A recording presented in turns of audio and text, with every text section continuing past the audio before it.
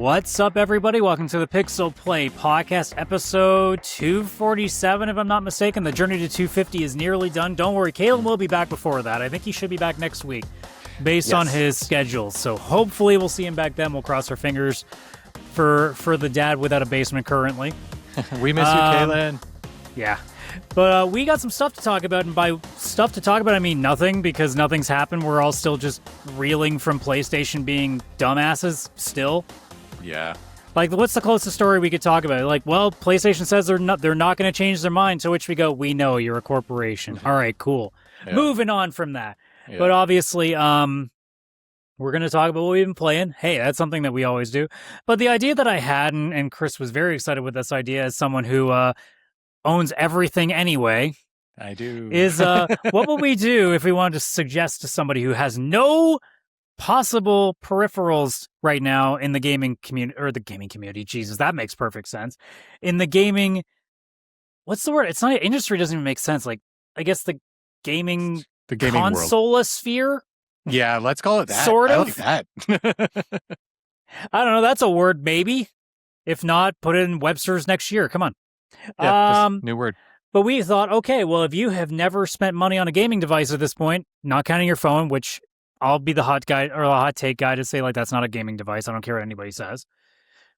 But what would you choose between PlayStation, Xbox, Switch, and PC? So we are going to go over a bunch of different factors, kind of weigh the pros and cons of everything, so that whether you're thinking of buying something else, maybe you're thinking, okay, even if you already have, let's even say you have all four of them, something to keep in mind whenever the next run of consoles come out, aka when they decide to charge you over $1,000 for anything, and you can start really weighing the pros and cons then. So we're going to talk about that. But Chris, first off, how was your GDQ week? My GDQ week was good, but not great for playing video games because of it. I did still play two things, but not as much as I normally would have because I was It's almost like you were distracted for 7 whole days. And it's also like near the end of the World Cup, and it's like the only sport I actually care about. Yeah, but let's be real. How many games were there in the last 7 days? Not as many, which was good because... Except for Saturday when we watched 2 of them. Yeah, it was interesting. We were together and we watched a World Cup game. Actually, no, I think when you came over, because you were first to arrive. We watched a little bit of GDQ. We watched a little bit of GDQ. Then we watched the England game. Then we watched a little GDQ. And then we watched the Argentina game. Yep. And then everybody left, and I kept watching GDQ. It was what a surprise. Because there was like maybe another hour or so left? It went until 2-ish in the morning, and I made it to about 1 o'clock before I fell asleep. Oh, so they ran late like they always do. Yeah, they always run late. Always. I mean, I've also run events, or I shouldn't say I ran, like I was part of the team that put together a couple of events. Nothing is ever on time, and if you're lucky, it's early, but if you're really unlucky, it's way late. Yeah. I still remember and I hold this as my one badge of honor that you'll never have, is I was in a GDQ once, not as a runner, but as a couch sitter online, because that was in the age where it was still kind of COVID area, so they didn't actually have people on the couch, or they weren't even there in person. But I remember it being that we were supposed to be at I think it was 10 or 10:30, maybe 11 o'clock. And then it was like, okay, actually it's going to probably be more like 12, maybe close to 1. And I'm like, all right, well, I took the day off, no big deal. And then eventually it's like, yeah, it's so out of whack now, it's going to be like 3 or 4. I'm like, fuck, well, I guess I'm taking a nap now. I remember that. I didn't watch it live. I was going to, but kept getting pushed out. So I went to bed, but then watched it first thing in the morning. Yeah. That was a good run. So, yeah, those things never run on time. No. They do at the start. Maybe. Sometimes that's not even true. Yeah. But I did at least play something this week. I'm so proud of you. 2 games. Nowhere near completing them, but I'll talk a little bit about them. The first one I'll talk about during the Steam summer sale. I want very Xbox heavy for some reason. There was a lot of Xbox games for a really good price, and even though I have Game Pass, it was kind of like State of Decay for $4. Why wouldn't I just buy that instead of worrying about playing it in Game Pass and all that kind of stuff? Bought a bunch of Xbox games, but got one I hadn't played yet called Gears Tactics. It is an XCOM style Gears of War game. It is a lot of fun. I've played it on my Steam Deck, and I've actually played it on my TV, like using my actual PC. It is very, very, very fun to play. It's one of those things that you can pick up and do one mission or do some side missions and then like just call it quits and like go on about your day. It has a story, but it's not as deep as like a traditional Gears of War and all that kind of stuff. And the XCOM style where it's like everybody, or Midnight Suns, Marvel Midnight Suns, all that kind of stuff. You know, it being like turn-based, everybody takes their turn, they get in a movement and an action or whatever. It is just like that perfect sit, chill kind of game. It's not too hard. I haven't run into a situation where I was about to fail a mission or anything like that. And the nice thing, I have to confirm that it is what it is, but it does say checkpoint reached throughout the game. So I have a feeling even if you do die, that there is a checkpoint that you just get to go back to and not have to start the entire mission over, which is amazing because I've played other games before without checkpoints like this, and dying and having to redo like 35 minutes sucks. So I'm glad that that it has that.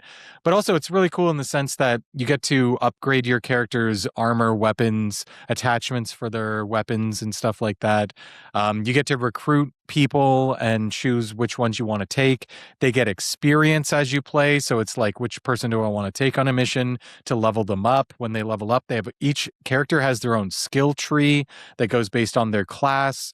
There's I want to say 6 different classes in the game. I could be wrong, but pretty typical, like a heavy, a sniper, a pretty standard, I can't remember what they call it, but just like the person with the Lancer, support for healing, typical stuff that you'd expect to see. But the game itself is just a lot of fun. And when I picked it up, it was $19.99, and that was only at 50% off. Highly suggest anybody picking this up when it is on sale.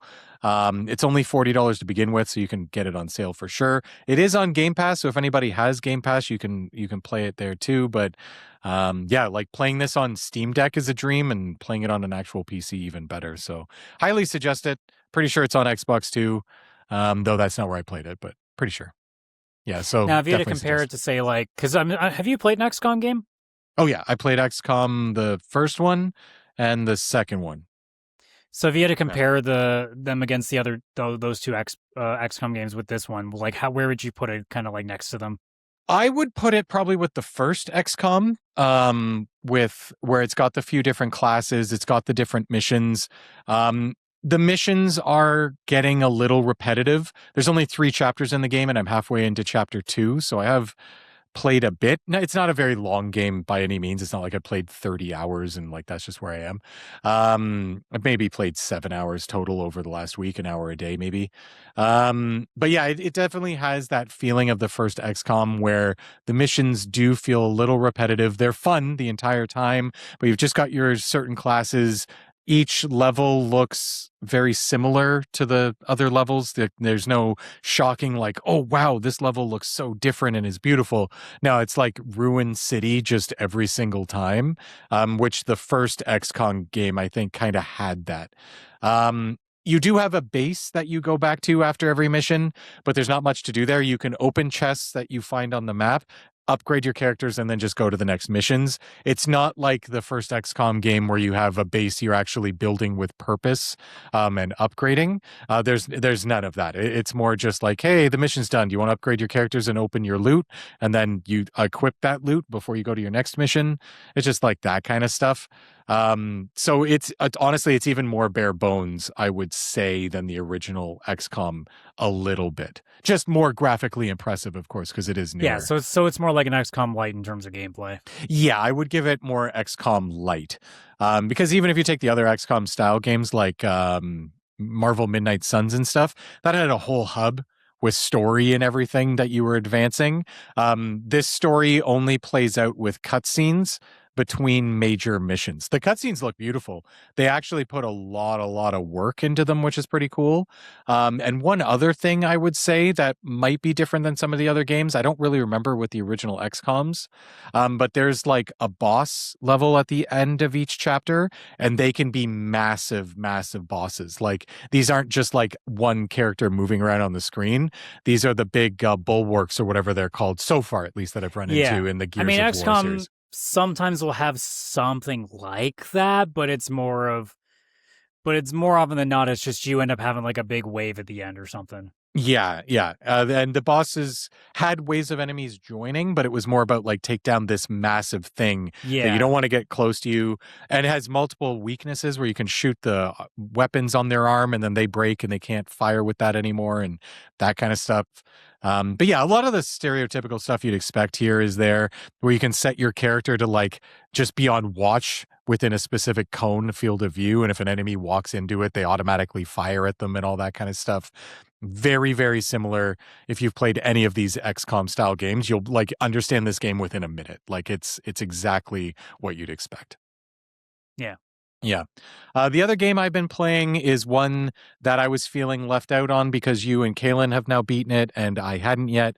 And it was the only, I guess, new like modern game I picked up on the Steam Summer Sale, which was Mafia: The Old Country. I'd been wanting to play it for Nice. so long and I was waiting for a good sale. I think it went 33% off or 40% off. It was a decent sale, but it was still like high 40s, low 50s in like the actual cost of the game. But I didn't want to wait anymore. So I was like, you know what? Every other game I bought on Steam Summer Sale is like $1.50. I'll spend some actual money on one game here. So I've been playing, I'm on chapter 7, so I'm not too well. I guess I am kind of far because I think there's 14 chapters in the game and I'm on the 7th, so I'm just hitting that halfway point. Yeah, and it's not like a super long game, so you'll rinse through pretty quick. No, and I've been kind of doing it where every day with gaming I do like I do about an hour of say Gears Tactics, and then I hop in and do one mission or one chapter, sorry, in Mafia: The Old Country, because it takes about an hour per chapter. There being 14 chapters, you're looking at like a 14-15 hour game. But yeah, I'm actually loving this. I thought I was not going to love it as much as Mafia 1 and 2 because it's a different setting. This one is more linear, I guess, where the open world seems a lot less enticing to go out into, unlike Empire Bay. It's enticing in terms of visually being striking, yes. but like in terms of something to do in it, yeah, there's not. No, I haven't gone to explore at all.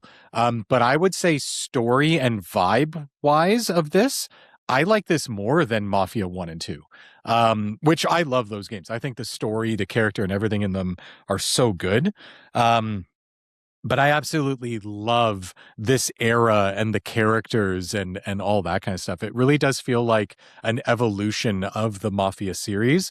I am treating the game like it is more linear. I'm not worrying about the open world. For me, it's just a visual showcase when you're on horseback and you're riding with another character and they're, giving more character development and story and stuff. It is just something very pretty to look at. I have gotten lost in the photo mode of the game. I will not lie there. You never do with any game. Yeah, I never do that, right? But I just love this. I love the vibes of it. The story is so good. The characters are so good. The music is so good. I really, really wish this was a movie.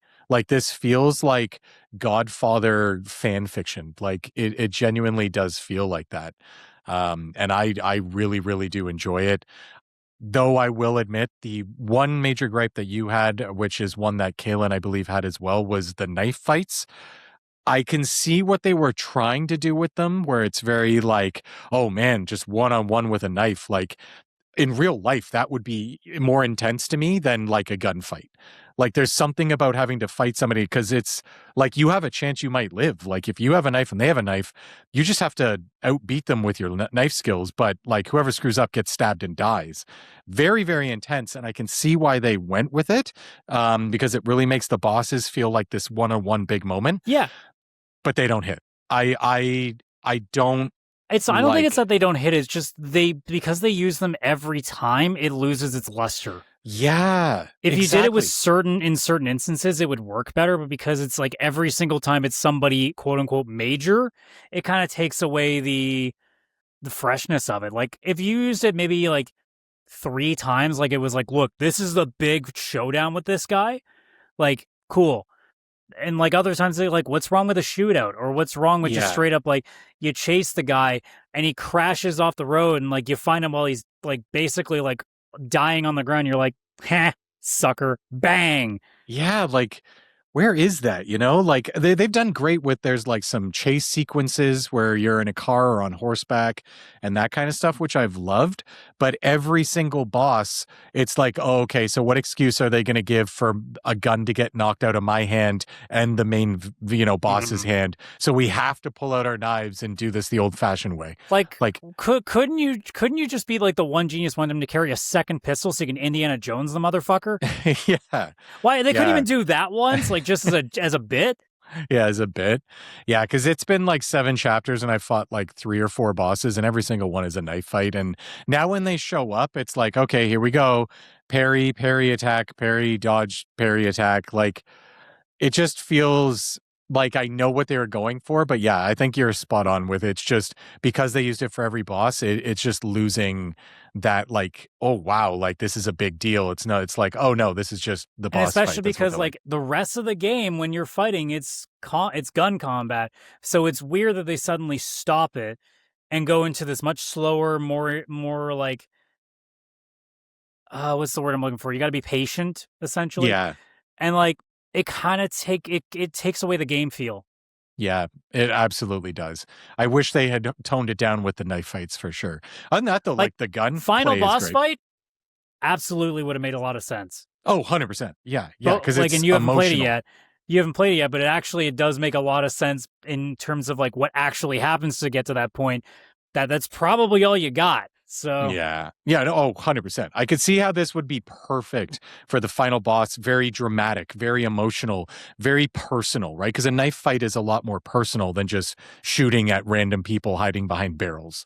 But yeah, when it's every single person, like you go up to the boss of the bandits, you've just shot 72 bandits to get there, but then you get to their boss and it's like, let's both put our guns down and settle this with a knife. Like, fuck that, shoot the guy. Like, the whole point was just to kill these bandits. Like, why are we all of a sudden making this personal one-on-one with knives? Like, yeah, it just was overdone. But that's the only complaint I have. Otherwise, the game, I have 0 complaints. It is a little rough to get going optimization wise. You and I have the same graphics card, which is like the best AMD card on the market. And like in order for it to literally have 0 stutters for me, I have to have frame generation on, which is weird because the game runs at like upscaled 4K at like 80 something frames per second normally, which is great. And that's with like everything turned up to high or ultra or whatever the heck the game turns itself to. But moving the camera around, it's almost like the game is trying to like download shaders or something like that as you're moving the camera. So it stutters a bit. But then you turn on frame generation and all of a sudden all of the stuttering is gone. And it's like, I don't need frame generation or I don't need to push it up to a maximum 120 hertz. I'm already getting 80 something hertz and I have, VRR on my TV and all that kind of stuff. Like, why is it doing this? It doesn't make sense. Even if you like max it to 60 and turn VSync on or off and fiddle with all of that, there was always stutters until you turned frame generation on, which makes me feel like the game was built like for consoles and stuff like that with frame generation on by default. Because I think this game has mandatory ray tracing, which obviously the consoles would struggle with. So they probably built mandatory ray tracing and mandatory frame generation as like, it's not optional, you need it. And that's the way they kind of built the game. So that kind of sucks a little bit. But I mean, once I figured out the correct settings, which is stuff I normally wouldn't turn on, from there, the game's been just like absolute cinema, to be honest. Like it's just so good. absolutely, it is a really good game. I was surprised how much I did end up liking. I mean, I knew I was going to like it. It's just a matter of like, okay, I like this a lot more than I was expecting to. So Yeah, so far that's how I feel too. Like I thought it was just going to be a nice game to play that I'm like, oh, I have fun memories of that. But like I actually like it a lot more than I was expecting. I find myself yelling at the screen like, don't make that decision. That's dumb. Have you never seen a mafia movie before? Do not do that. This is what's going to lead to your downfall in the future. Yeah, I seem to say words like that way too often myself. So all right, well, let's quickly get into my stuff. So I've got a little more time into 007 now that I can start talking about it a little bit. So yes. For reference point, I just finished my escapades with Lenny Kravitz. Nice. and A I also sentence. just and I also just well I'm post that and also a little bit into being back in London. I'm now like infiltrating the guy's like big office building. Like that's what the Oh, mission I'm about yes. to be on. Yes. So that gives you a sense of where I'm at right now. Um I'm like I really like this game a lot, but I'm still of two minds of it, mostly because I don't like I mean, I'll come out clean with it. I've never really have enjoyed the Hitman games all that much, so I was Mm. nervous when this team is taking it over, and I still feel that way a little bit. Although I feel like this has been mostly fair enough that I've been able to deal with it, but the problems that I have with Hitman games are still existing, and even the same problem they used to have with, like the old Metal Gear Solid games. Um, I find it really hard at times to get completely stealth the way through to without anything going wrong. And I'm not saying that it should always be like that, but like I feel like it's impossible for me to do that. And it's because I just don't have I can't sit there for 5 minutes and wait for a perfect moment kind of deal. Like I'm like, dude, if I can't get an out or if I can't get a moment in 30 seconds, like I'm just gonna say fuck it and go and either guns blazing or I'm gonna trespass and hope to God things go fine. So there's a little bit of frustration with that, but it is what it is. At least the game understands that you're probably going to fuck up eventually, so the bluff option becomes a thing. Yeah. So it is like a get out of jail free card. Um, but like in terms of the set piece and everything, I've enjoyed it quite a lot. I will say I'm not sure how I feel about how this current bond is being done yet. I'm still kind of on the fence about it. And maybe it's just because like we're still in like the early stages of so it is a bit of a different bond than we were used to. But I feel like this one is kind of a dumbass at times. And Hmm. then also just they're going too much on the he has a hunch and everybody else doesn't. So it's almost like saying he's a dumbass, but when it comes to spy things, everyone else is a dumbass because they just don't think anything could possibly happen, even though you are literally a spy in the biggest agency in Britain. You think you'd probably like, no, let's not just immediately write everything off as being nothing. It's like usually they are the ones that do the double checking and the due diligence, you know? So, like, in this mission that we're in right now, where you're at this chess tournament, the second that you have a hunch that something's off, they're all like, oh, come on, you're just being crazy. And it's like, guys, we're here because a defunct double O agent is here, and we're really unsure as to why he's here. So, when something seems a little off, you think there might not be a correlation between the two things potentially?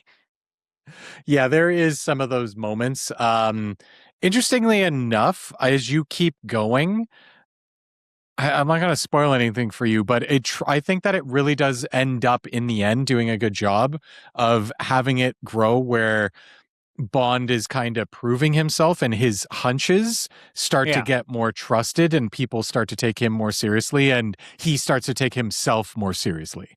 I think they were trying to, I think they had the very difficult task of trying to do like, okay, James Bond, like in his first days on the job, you know, but also like leading to the Bond we all know who's just like knows his shit inside and out. So, yeah, I think it does get better as you play, and you might feel different by the time you finish the game.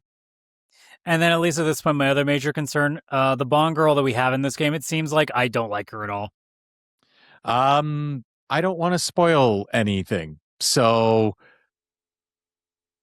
yeah, I don't know. Cool. You're just keep My going my with how only you're feeling. frustration, you know what I really wanted because we got past the Lenny Kravitz part. You know how he mentions how your Land Rover was going to get destroyed, but or he was going to give it to his bodyguard Nini. I was like, he's like, oh, watch, you might want to check the car for scorpions just in case it's kind of her thing. And I'm like, oh, please tell me she's a character because she sounds funny. And it just, I looked up to see if there was an image of her, and there's nothing. I'm like, great, so she doesn't be turned into anything. Boo, boo, and Yeah, I hiss. mean, not Maybe in that yet. DLC that they're The doing for him, who DLC, knows, right? yeah. Yeah, there's DLC coming, which I think is all about the Lenny Kravitz stuff. So it's quite possible that that may play into it. My other complaint: once you have the watch laser, why are you taking anything else? I don't know, because explosive AirPods just sound cool. Though Yeah, I but use then the same stuff but you every could just mission. laser a motherfucker. That is true. That is true.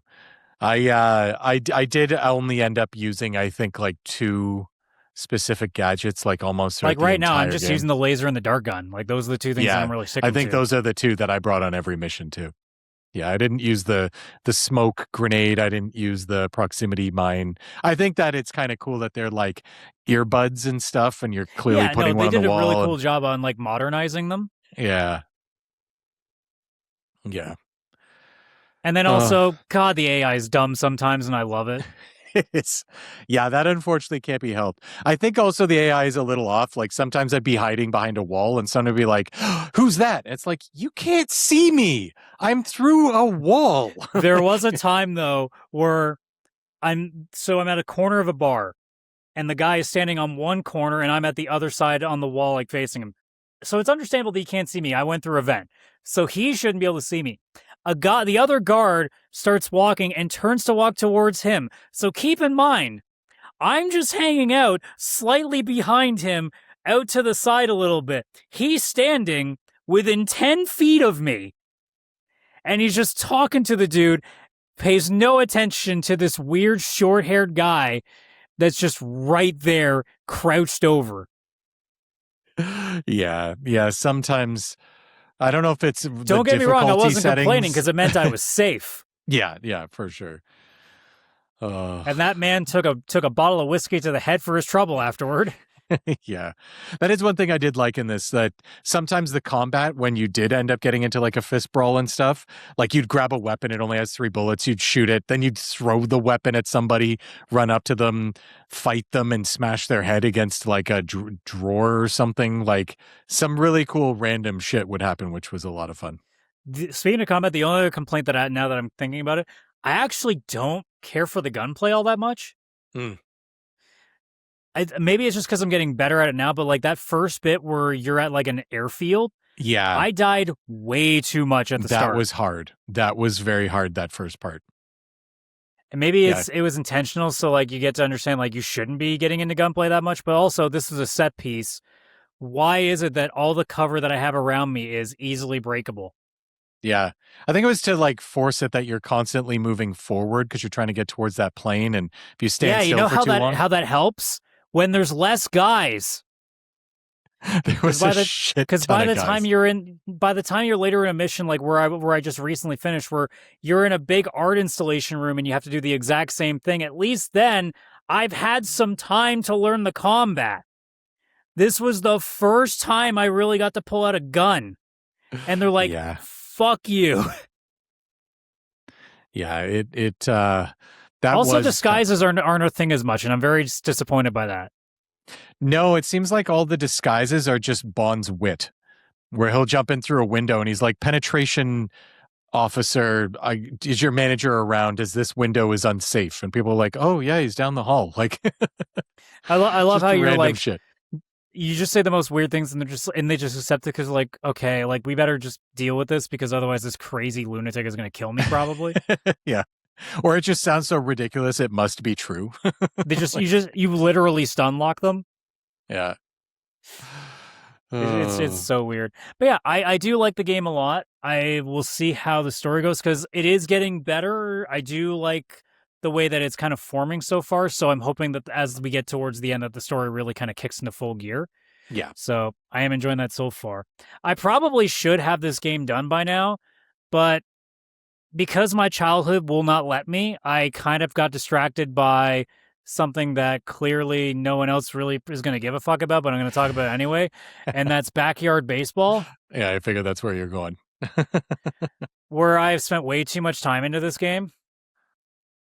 Now, for those who don't know, it's an old, well, I shouldn't say because there were other editions later, but like this has been a thing since 97. Most people remember either the 97 game or the 2002, 2003 versions, which had more MLB players in them. But essentially, this was a arcadey baseball game that was designed for children specifically because it was made by the same developers, Humongous Entertainment, who did your like not Choose Your Own Adventures, but like I don't want to call them visual novels either. I'm trying but kids like interactive novel kind of games like Putt Putt and Freddy Fish and Spy Fox. So like they did a lot of those. And then this was their first entry before they started doing more like they did soccer and football and basketball and hockey over time. But baseball was their first one. And the way that they developed it originally is they didn't want it to be another simulation game. They wanted it to be kind of what kids would envision themselves playing baseball being. Because a lot of kids, like, yeah, some of you will dream to being like at bottom of the ninth and you wish you're Joe Carter hitting that World Series winning home run for the Blue Jays in 93. But more often than not, you're just a kid who's playing with a stick and a rock in just some random like wooded area when you're a kid, and you're just thinking about like, I'm just gonna hit this thing. Yeah. And it's just like the silly things you come up with your head in it. So like that's how they kind of modeled the game after it. They wanted to be like more of a kid's imagination of what, them playing baseball would be like in some of the silly locations that they would play at. Because there are actual ballparks, but there's one where it's in an alleyway where there's no bases, it's just they've drawn stuff, or it's at a beach. So literally the entire lines are drawn in the sand. So it's all that. And then they got their cast of characters in there where you have your guys that are, really, really fast. You have your guys that are really, really powerful. And some of them had their own quirks too. Like there was a couple of either of sibling duos. So there was like a set of twins that if they played together, they each got a bigger boost of their normal stats. There was a brother two brothers, an older and a younger one. So if you play, like the older brother was a massive like power guy. So if you played his younger brother on his own, he was really good at pitching. But if you had his older brother on the team, as a younger brother does, you idolize your older brother, and he becomes more of a power hitter instead at the reduction of his pitching stats. So stuff like that occurs. There's also a character that her backyard is one of the fields. So if you play with her, whenever she plays on that field, she gets a massive stat boost. And there's so much other stuff. And representation of that game back in the 90s was crazy. Like you had a person in a wheelchair, you had different people of different races and other stuff. So like they did a really good job of making it seem like it was just a bunch of kids that you would randomly come across if you just went to your public park up the street and it's just random people coming in and you were playing pickup baseball. It was literally designed to be that way.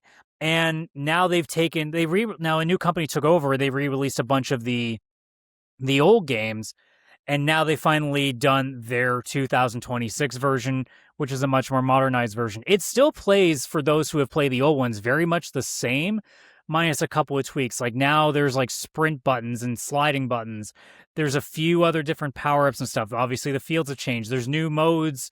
There's like a home run derby mode. There's like a wiffle ball sort of mode where it's on one single field and the ball does way crazier things when it pitches and stuff. So like they've added a few things. They've added also cards into it, but you don't pay for them. What a novel concept. You just collect cards within the game by unlocking it. They also do have some MLB players, but you have to unlock them. And I'm assuming because in the image where you pick the characters, there's quite a massive amount of space on the bench. They might be adding more down the line potentially too. So there's always the option that there might be something down the line. And in terms of everything else, like the season mode is basically unchanged. You play however many games there are, and depending on the innings you play, I usually put it down to 1 or 3 innings because 9-inning games can take quite some time. And if you win the playoffs, you keep going on because there's a couple other playoffs you can go through where it kind of ratchets up a little bit. There are different difficulty levels, and you can make it as hard or easy as you want because there are systems in play where you can turn a swing locator so you can actually see where the ball is going to get pitched to you roughly, so you know roughly if that's balls we're swinging at or not. And then you can also just pick the much weaker players if you want to challenge yourself too. So like they've made it very approachable, and for kids as well, it's very easy to get into. And I think that's the biggest thing. It's not a massive simulation thing where you got to worry about here's all these different buttons for swings, here's all these different ways to pitch. Like it's literally just power, line drive, grounder, bunt. There's no complications with it. Same with pitching.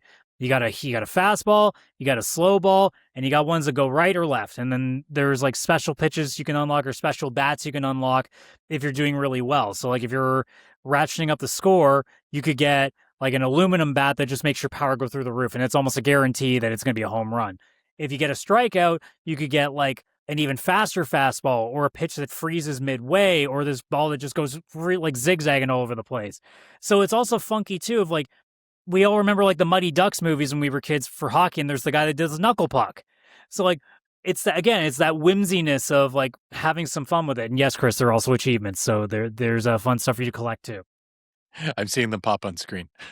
But yeah, like it has all the charm that you would expect from a kids game. I'm glad they stuck to the cartoonish aspect of it because they did go 3D at one point in the PS2 era and it looked awful. So I'm glad that they understood that the assignment was to stay with what the early 2000s and the 97 games were like. So they did that very well. The only thing I will put against this game right now, do not buy it right now because A, it's buggy as shit and they're slowly fixing it. But two, I would not pay $40 US for this. It's not even Yeah, that's online. expensive Online for mode is not unlocked yet either. So they haven't finished that yet. This is a game though that if it was $30 US or less, I think it'd be more than worth the price if you are someone that just wants something fun to turn on every once in a while, or if you got a kid that you want to get into sports, like especially a young kid that you want to get introduce them to something like this. It's a great way to approach that too. Yeah, this does actually look like a very nostalgic game, obviously, but just something that's just simple and actually would just be fun to play without having to think too much about graphics, story, all of that kind of stuff. Like it's just Yeah. literally a fun game. And that's all it really is. Like it's nothing complicated. Will it get old after a little while? Yeah, but that's why I basically just use it as like a buffer whenever I got something to do. Yeah. And I've only got like an hour. So it works out nicely that way. And like I said, the price is the only thing that really holds me back from going like you got to get it. I know why they did this. Obviously, like they put all the ports and stuff either out for free or for very cheap, like $10 tops. So at some point they need to make some money back. They also have some MLB names in this game, so you figure there's some licensing costs they got to cover with that as well. So yeah. I get it. So I'm not nearly as perturbed as other people are right now. But like straight up, like this is a 9 out of 10 game for me. Like it's just a perfect, easy, chill, arcadey sports game. And then the only thing that's holding it back is the price. And if this game ever goes more than 33% off on Steam, it's an easy get. Like especially if this hits 50, and which it probably will in 6 months. This is an easy grab. Yeah, I could see that. Yeah, I've been loving it way too much. Yeah, but it looks that's like straight up bias. Yeah, I mean, yes, obviously you're gonna have your nostalgia there, but it actually does just look like simple, fun like we used to have. It's what we've been asking for a while too, right? Because we've always been looking for more games like our NBA jams and stuff. Yeah, absolutely. The more arcadey, just fun sports games and all that kind of stuff. Yeah. But anyways, I think it's time to move on to our main topic of the day. So it is time. PlayStation decided that digital copies or physical copies are for suckers. Xbox has decided that games are for suckers because they apparently just think every studio needs to go away. And Nintendo is just like, we're sale. What's that? Yeah, they don't know that word. Don't say that. So, I mean, PC, like we can just say it's expensive like that. That's all I got. But the one thing that we've been thinking about for a while is like, what's next for us? Because like, obviously we've talked about, maybe this is the last time we get a PlayStation until they kind of cool off for a bit. If a new Xbox comes out, are we going to look into that? Maybe not, because if they're going to keep everything on PC anyway with Game Pass, like probably is better just to stick to that because we have the machines to run it. And in my case, Nintendo is always that weird one because sure, I can get a Nintendo Switch, but like if I want to play any of their big games, it's going to be at least $80. Yeah, they're expensive. Even on a sale, it's going to be $80. Yeah. So that's a lot to justify. But to anyone who just doesn't have anything at all, what do you do? And I thought this would be a great opportunity to kind of go over each console, go through a different bunch of factors, and kind of gauge where we feel as it is. So if you're unsure, if you come across this and you have no idea what you want to buy, like this is a great opportunity to do that. Not to mention if you're, maybe you own one of them and you're thinking about getting one of the other ones now that you're hearing everything, especially a PC, like, well, Chris and I are definitely your guys on that, but we'll get into that as we kind of go along. But I'll start with the one that I have all the information for, and then we'll kind of work our way into different categories. Because the first one is affordability, and off the bat, I will just go over all the prices that we have, and this is including like the price hikes that haven't been done yet. At least this is from what I've gathered information wise. It might have changed. Who knows? If you listen to this a year from now, for all we know, the PlayStation 5 Basic Edition is $2,000. We have no idea at this point. We have no idea. So, but we're doing PS5, Xbox Series X, and then Nintendo Switch 2, and then just PC. We're gonna kind of have to generalize because, well, good luck trying to Yeah. Unless your Steam machine, in which case that's still not really much of a good thing to go off of right now. So, Yeah. but here's what I have. So for PlayStation 5, for a disc edition right now, and these are all both 1 terabyte. USD for the 1 terabyte is $649.99, and then it's $599 if it's the digital only edition. And then the PS5 Pro is $899 US. So for Canadian, that's $820 for the disc, $750 for the digital, and about anywhere between $1,100 to $1,200 for the Pro. And I think that's after the price hikes because I think those are done already. Yeah, I think so. For PlayStation, at least for now. Yeah, Xbox for the disc version, it is $649, but it's going to be going up to $799 in August. Yeah. The digital edition is $599 right now, but will be $749 by the time in August. And then the Series S, just might as well put that out there for the super cheap option, although I would probably suggest against it anyway, to be honest. Unless you're like really penny pinching, but you really want to play on something, sure, go with the S, but like you might as well just save up for a little bit longer to try to get an X at that point, because the S it doesn't run a lot of stuff very well at this point, and games are only going to get even worse on it as it gets further down the generation line. So very much. But right now it's sitting at $449, but it will be $599 US in August as well. God. So for Canadian, that's $730 roughly, and it's not even giving me the expected increase because we don't know yet. Right now it's $680 for the digital edition, and then about $600 for the S. So like, it's not great now, and it's only going to get worse for us Canucks. Yes, very much so. And then the Switch 2, no other versions, so it's just nice and easy for me to understand. For standard Switch 2, it is $449 right now US, but will be $499 in September. And then in Canadian, that has it being at $629 currently, but it will be $679 once that change is committed. And sometimes those will cost, or sometimes they get bundled too if you're lucky, so you could get a game out of that. But more often than not, we're just talking the console and just like one of the Joy-Cons. Yeah. And then PC, so the rough stats that I have here, so I'm going to give you 3 essentially.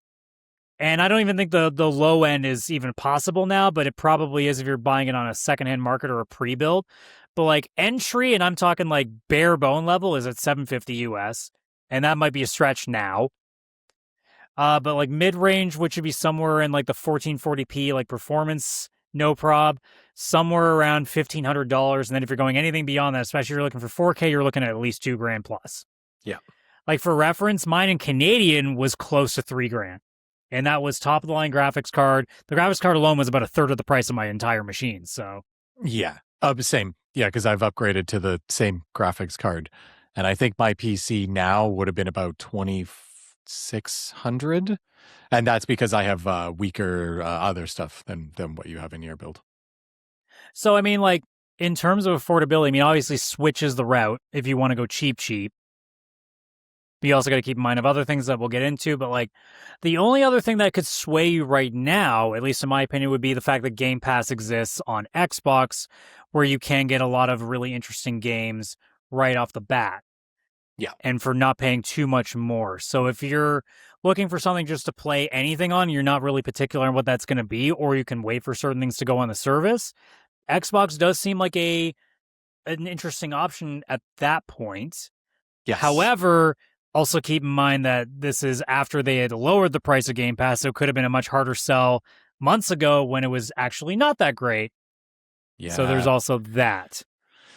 Yeah, and it was even more cheap last year. We could have gone even cheaper. Yeah, it's the Game Pass pricing is all over the place. My God. Yeah. And I mean, other than that, like, I mean, in terms of buying stuff, like at this point, controllers are expensive no matter which console you're grabbing them on. Yeah, there's no way to avoid, unfortunately, the cost. The Nintendo Switch 2 Pro controllers, like $120. If you want to go with the Steam controller, it's 140 something Canadian. I can't remember what it is in US. I think it's 99 or 100 and something. No, I think it's 99 US. I think Canadians just got really hit hard with tariffs or something with that one. PlayStation, Xbox controllers. PlayStation, I think in Canadian at least, is about $100. And I think Xbox is the only one where you can get them a little bit cheaper and a little on sale sometimes, because sometimes people say Xbox doesn't even make games. They just make different controller releases and keep putting out different colors and different controllers and stuff. So I think that's probably the most affordable one, but it's still expensive as heck no matter which way you go. Yeah, I mean, the one thing about PC, though, at the very least, is that it has a lot more applicability for different things like controllers and stuff, where you can pretty much use like almost anything. And depending, like, I mean, I have 3 different controls on my desk. I have a DualShock 5, I do have an Elite Xbox Pro controller, and I do have a Razer PC controller, all of which can work whether it just works immediately or you might need software like a DS4 Windows for PlayStation controllers, but like they all will generally work.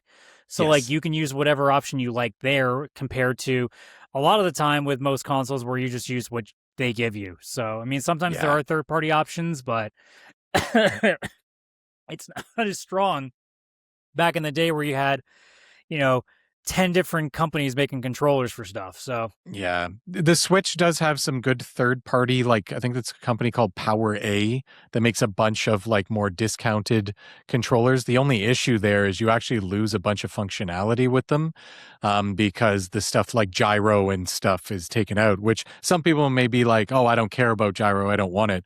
Well, unfortunately, it's a gimmick that's worked into some Nintendo games. So without it, you actually can't play certain games. So yeah. yeah, it is kind of tough.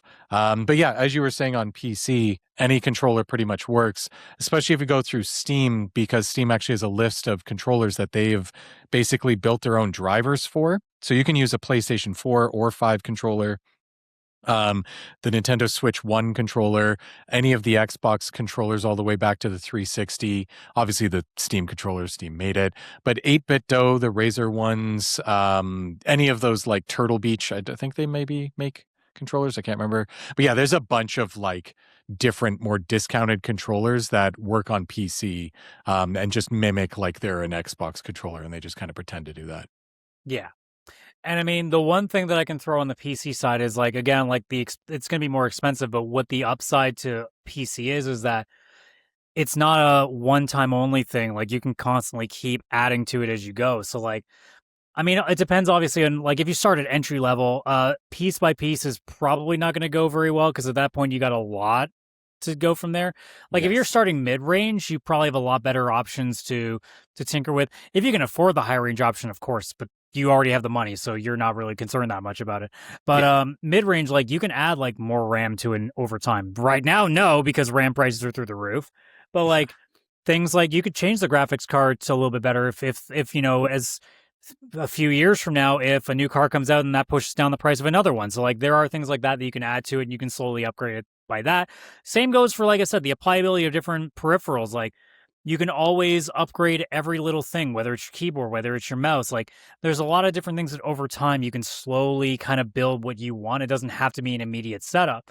So it's always the depending on what direction you kind of like want to go in it. So Absolutely. Yeah. PC, like to give it one really big pro is that, well, okay, not a pro. Sorry. It's not a pro. It's a different approach.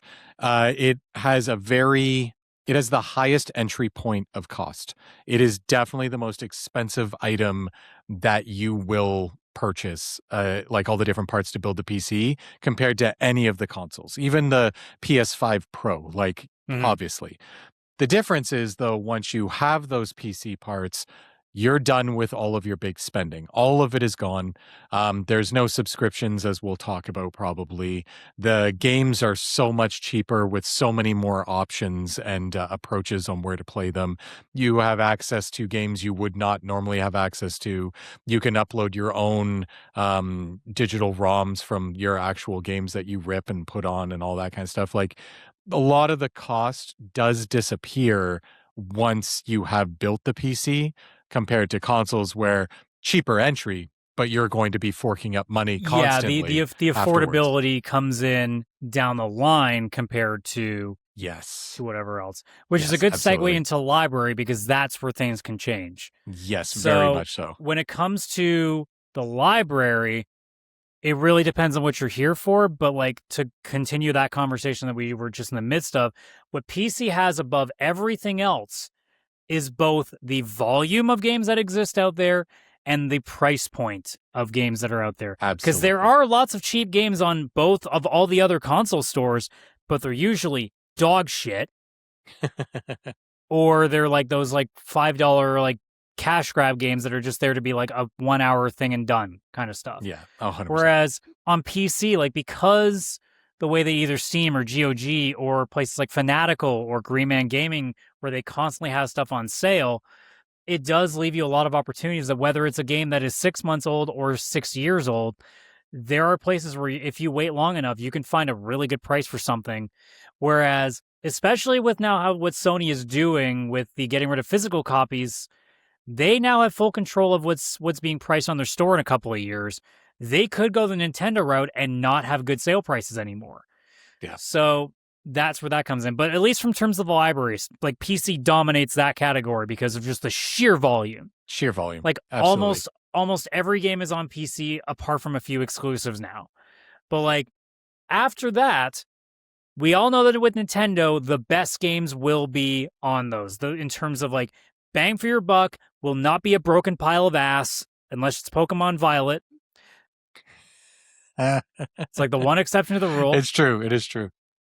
But like they're all games that you know that if it's coming from first party, those exclusive games, they will be solid. Very. That is the promise. Yeah. Coincidentally, that used to be PlayStation, and that has fallen by the wayside, both because they have not put nearly the amount of quality into it. Also, they apparently don't release games anymore because it seems like we see one every fortnight. Yeah, we get maybe two PlayStation games a year. And it's not usually two big hitters. It's one that's still a decent game. Like this year it was Saros, and then Wolverine's coming out. Wolverine's the big showstopper, where Saros is more the like AA-ish kind of game. I know it's like a AAA game. I just mean it kind of gets the hype of a AA game. They were the home, though, for a while of best single-player experiences on the market. Absolutely. And then they decided that live service was the way to go and canceled basically 9 of 10 games. Yeah, and so good job there. Yeah, and then you've got Xbox, who has lots of games in their library because you've got not Game their Pass, own. But it's not their own. It's not the first party. The first party games are very few and far between and extremely hit or miss. Sometimes you get a really great game, like you get a Doom the Dark Ages that was really great and stuff like that. And then sometimes you get Redfall. And then sometimes there's the game that should be great, like Starfield, and it just really doesn't hit as good as it should have. It's not like it was a bad game. It just, it's kind of just meh. It's just like mid-tier, So yeah, I completely agree with you where if you're going to go first party, Nintendo truly is the number one. PC, like Valve releases like no games. Like we're still waiting on them just to make a new one. They don't have to at this point. The PC argument is volume, not individual games. 100%. Yeah. Yeah. But yeah, like in terms of like the combined package of affordability, I think in the long run, PC ends up being the better option, but you would have if you want to have a decent PC experience, you do have to pony up a little bit. So that's that give and take, right? If you can afford that $1,500 mid-range, it will pay off in the next 5 years compared to if you pay half that, get a console, and now you're going to be spending anywhere between $40 to $80 per game for the next little while. Whereas depending on how you want to go about it on PC, because we're again in this metaphorical or this hypothetical situation where this person has no consoles ever. It's like this is their first one. So you have a massive opportunity with PC where there's such a massive library. And as you said, every Steam sale, like you pay $2 for things that are like either like a year or sometimes 15 years old that is just like really good old games. And like there's plenty of options for you to go there. Yeah, 100%. Yeah, the Steam sales especially are fantastic. But not just that, there's Humble Bundle. It's kind of like the subscription service, I guess, that exists on PC, with the difference being that you can just pay for 1 month, and when you get the games, you get to keep them, versus Game Pass, PS Extra, it's Switch Online, all of them. They're a part of your subscription, but as soon as you're not subbed, you lose access to every single one of those games. And also another thing when it comes to affordability, PC has the best tools out there to show you where the best deals are, because a site like 100%. gg.deals exists and it covers so many different storefronts, whereas with console games, like Yeah, you can. There are places that check like digital storefronts and also like physical ones, but that also requires a lot of the time for you to go someplace to get something. Mm-hmm. Whereas GG.deals for PC like has 20 different locations digitally that you can get something immediately without having to worry about leaving anything. So Yeah, there's that 100%. advantage as well. And again, because there's so much competition, it's very easy for these games to drop. Yeah, because you've got Steam itself that's competing against other launchers, basically, or other Not to stores mention like Epic Epic Games Game might put Store. a game you really like for free at any random point. That's true. Yeah. And then they're competing obviously with like the Ubisoft Connect store or the Ubisoft launcher or Well, whatever it is. we can be a little charitable with that, I guess, but Yeah, no, that one's not actually a threat. But you've got GOG, which exists with no DRM and has their own approach. And not only that, then you have all these stores like Humble and Green Man Gaming and stuff like that that's selling legitimate keys from those stores.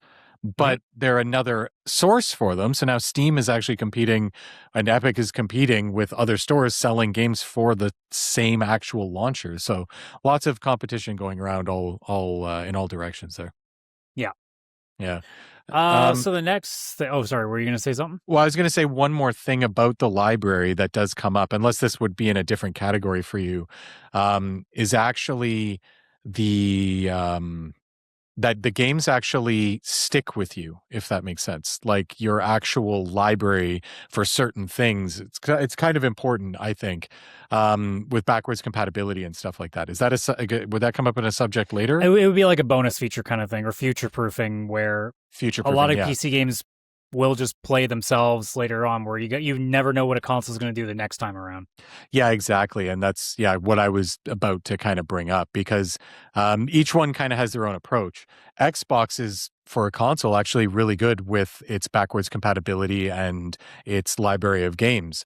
You can actually put a game from the original Xbox into your Series X, and through emulation in the console, it actually runs that game. Even when you go into Game Pass, it goes all the way back to the original Xbox. PlayStation, unfortunately, only goes back 2 generations, and Switch also only goes back 2 generations. But even that being said, with those 3, you don't know when that next cutoff is going to be, and it will come. I imagine the next Nintendo console will not be yet just another Switch, and we may lose access to Switch 1 and 2. It'd be really surprising if they just stuck to the same thing a third time, although I think it might be the smart idea, but that's a whole other conversation. Yeah, that's a whole other conversation, because if you look, like the GameCube was playable on the Wii. And then the Wii U came out, which played Wii games, but not GameCube games. And then the Switch came out and it started all over. You lost all access to all your Wii and Wii U games. Then the Switch 2's out now and it plays Switch 1 and Switch 2, but the next console may just, again, start all over and you have no access. PlayStation has 4 and 5 on the same console. We don't know if the PlayStation 6 would play all 3. It might. But it's PlayStation here. When they went to PlayStation 4, they were like, screw it, we're starting all over again. You got to rebuy games on the PSN store again, or the new PS4 version. Yeah, they might just turn around and say, oh, yeah, you can play PlayStation 4 games. You got to pay us a fee, but... Yeah. Not only that, like there's updates coming out to the Switch 2 games, for example, and it's fully up to the developers how the actual upgrade path is. And it's all over the place. It's like the Wild West there. Some games, you get a free upgrade. So like Balatro, Stardew Valley, a lot of the indie developers do this. If you own the Switch 1 version of the game, there's a free upgrade in the store and you now have the Switch 2 version. And all it is like better frame rates and better resolution to the game. Other companies are doing it where it's a $5 to $15 charge to upgrade. So you're just paying for that little upgrade. It's like the PlayStation way. That's kind of what they've done with their remasters kind of for some of their games. Other developers, and Square Enix is the worst for this, offers no upgrade path. So if you have Dragon Quest XI and they release the new one, you have to rebuy the game in full, or you're stuck with the Switch 1 version at a lower resolution, lower frame rate, even though you have the more powerful console. Octopath Traveler 1 and 2 just got a Switch 2 edition, no upgrade path. You have to rebuy the games. Your save files aren't even compatible between the Switch 1 and Switch 2 versions, which makes no sense. Are you trying to say that Square Enix hates their clientele? They do. They do. But yeah, so this is kind of like, well, all PlayStation 4 games run on PS5, so it's not an issue. It might be an issue. Xbox has been great with this. We don't know if they'll continue it because they're maybe going to have a hybrid PC. So are we about to lose all those console versions of games, because Banjo-Kazooie on the Xbox 360 does not play on a PC. You just can't do it, at least not legally. And then you got Nintendo, where even just upgrading from a Switch 1 to a Switch 2 version may not even be possible on the same system. So who knows there? Where PC does have the best approach, obviously, to this, where you buy a game and it's going to be in your Steam library. You can build a new PC, buy a portable PC, buy a laptop, whatever you want to do. You can just load up your Steam account and all of your stuff is there with cloud saves and everything. And there's games in there. On my account, I have the original Roller Coaster Tycoon. It's there. It's from like 1996. There it is. It just works. So there is also the idea of those different approaches to not just the game prices, but the actual like keeping the games throughout the years. If you're somebody who actually likes to go back and play some of the games that you technically have purchased before. Alas, quickly moving through performance and graphics and stuff, like it's pretty straightforward. Switch 2 is portable, but it's also coming at the cost of being the least powerful. Yeah, it's so if you care about graphics, Switch 2 is not your option. No. Consoles, good midpoint. I mean, both the PlayStation 5 and Xbox Series X, like they will offer options for 4K or 60 frames per second, depending on what you want, because there always is the quality or performance modes. So that's a good thing there. PC, obviously, because you can go as high as you want, like they're going to get the best experience possible. But again, that comes at a cost. So back to the affordability stuff, it really just depends on how much you want to go for it. So like, again, if cost is a big deal, will consoles make the most sense? That isn't the Switch 2 because you're going to get the best middle ground. But like, that's not really saying much. We all kind of figured that part. So I just want to quickly gloss over that bit. Yeah. No big deal. Ease of use. I mean, again, really straightforward. 3 of them just require you to buy the box and plug the shit in. And maybe wait for some updates. Yeah. Some of them are even easier. Like the Switch PC, is like... it depends on how far you go. Yeah, PC, it's like, do you want to install just normal Windows and troubleshoot there? Do you want to be like this guy and install a version of SteamOS and build your own console? Yeah, like once you're there... And that's not even getting into, are you building one or are you just buying a pre-build? Yeah, and then there's that. Yeah, PC is a lot. It is not for the faint of heart. It is definitely the most amount of work. It is the thing you will have to troubleshoot with sometimes. You will have to tinker. You might have to build it yourself unless you buy the pre-build. If you go with the pre-build, you're probably paying a little bit more money than if you'd gone with just building it yourself, where you probably could have got a little bit better parts or something for the same price. Yeah. I would go this far. If anytime you deal with a technical issue, your first instinct to go to ChatGPT, don't get into PC. Yeah, no. Like even just with me with running like Forza Horizon 6 on my SteamOS PC at my TV, it's fantastic. Everything works great, but I have to choose the version of Proton, which is the layer that converts a Windows game to run on Linux. And I have to choose the correct one so that the game runs correctly. I know what I'm doing, so it usually takes a couple seconds for me to either just try one or quickly check on Reddit for anybody who's already said which is the best one. It's a drop down. You select the best one, you hit play, boom, you're off to the races. You're playing the game. But if you don't know how to do that kind of stuff, or you don't want to have to do that stuff, PC might not be for you, because that's the easiest version of PC that currently exists. Whereas in Windows, you may go and launch a game and you just get this weird error about some driver that's not installed or DLL file or whatever may happen. And you might be like not just selecting a different Proton from a drop-down menu. You're in the add remove peripherals or add remove devices on Windows, trying to figure out what needs a driver update, what's not working correctly, and all this other stuff. On a Switch, on a PS5, on an Xbox, besides choosing performance or quality mode in a game, you're probably not doing any troubleshooting. You're putting the in console a game updates itself. Even controllers will update themselves. Yes. So like all the firmware stuff is covered. It really just comes down to, do you have any sort of technology that could help you if something goes wrong? If not, console is probably a better option for you. Yeah, a better option. Yeah, Because, like, at that point, rough. if anything actually goes wrong with the console, then you're basically going to a repair shop at that point. With PC, something could go wrong randomly tomorrow. Like, it could just be a firmware update. It could be something. Could just be Windows being an asshole at some point. Like, it could so be many your things can happen. microphone before a podcast. You specifically are just you're a running list of things that go wrong with your computer every time we try to start up a show. I am. I don't know why. I know why. I hate Windows. I got a wood table here. Knock on wood. I'm usually pretty good with that stuff because I don't know. Maybe computers like me. Cars, on the other hand, do not like me. Cars hate don't like me either. It doesn't matter. They used to like me. I don't know why they don't anymore. But PCs, I generally seem to be pretty decent with, and also like we both are in that prime age where we were pretty good at learning computers because it was something that we were taught a lot before phones became a huge problem. Yes. Yeah. We were taught about how to like use computers because that will be the future. That's where everybody will talk. That's where people will work. That kind of stuff. Yeah. So like the usability of these things, it really just comes down to if you're tech savvy at all, well then PC is an easy go-to for you if you have the money.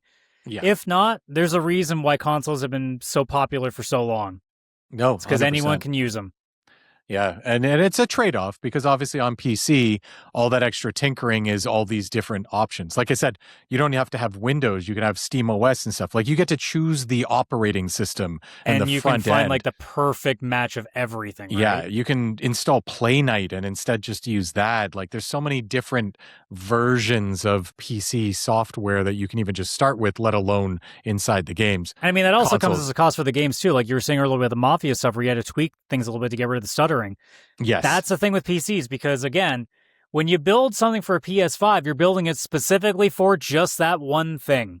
Yes. When people build games for PCs, you are building for an infinite number of combinations because there are so many different makers of so many different parts, whether it's RAM, whether it's your motherboard, whether it's your CPU, whether it's your GPU. There's so many different configurations that could possibly happen, both that make sense and both that don't. I don't understand why some people would have certain graphics cards with certain CPUs, but hey, here we are with some people. But they're in mid-upgrade. Let's just assume that. But there's so many different things that you have to keep track of with that, so it's not as simple. So if you're getting a PC, you're going into the knowledge that not only could your machine itself have some hiccups here and there, but the games you play might as well, because you never know what they were building this thing for originally. So exactly. Yeah. Smaller things, multiplayer and online stuff. Yeah, that's a big one. This is where it gets interesting. Switch,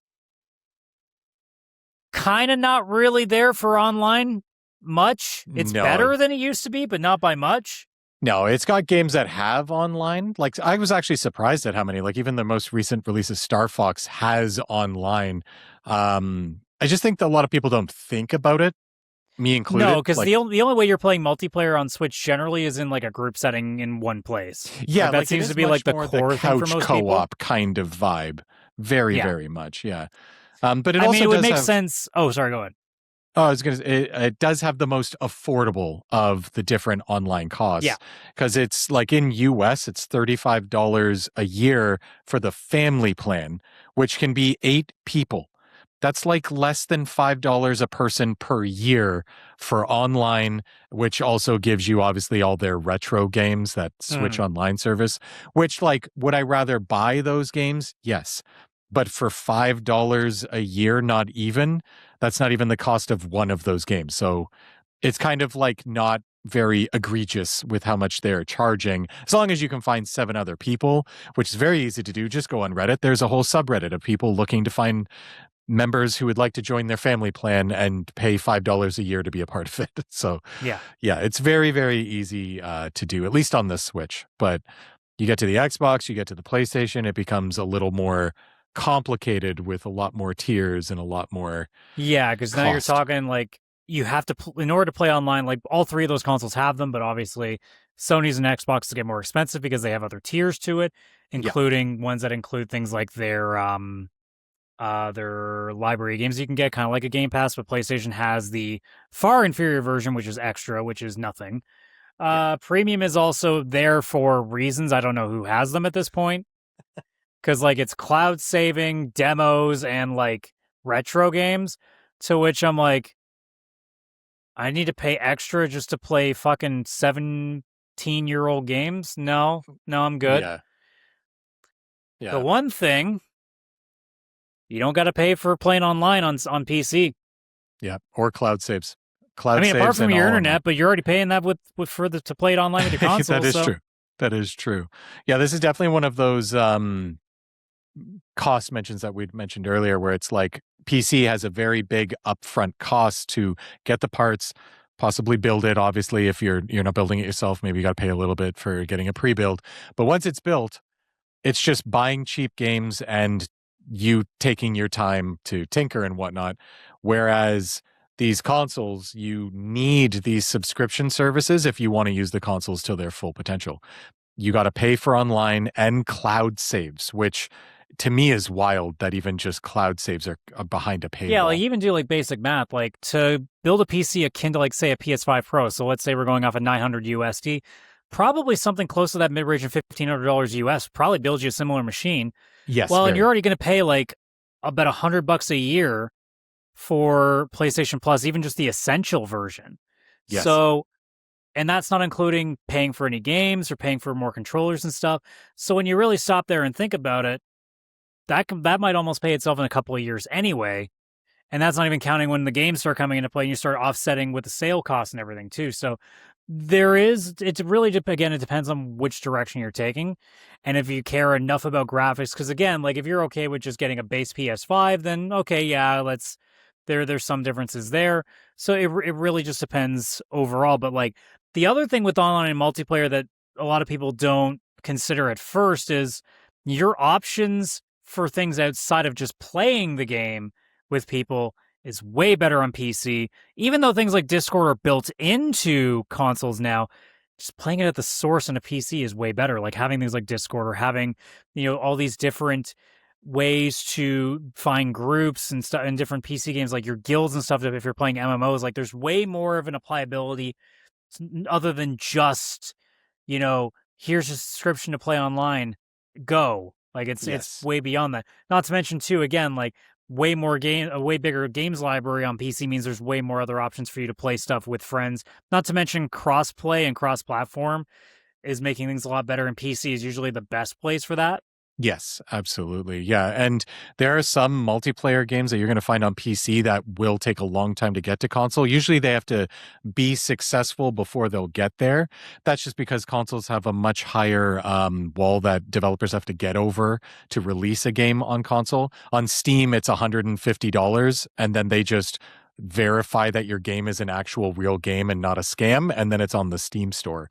And I think once you sell $1,000 worth of your game, you get your $150 back or something too. Yeah. Again, it's just to ensure that you are in fact a real developer trying to put a real game out there versus some sort of a scam.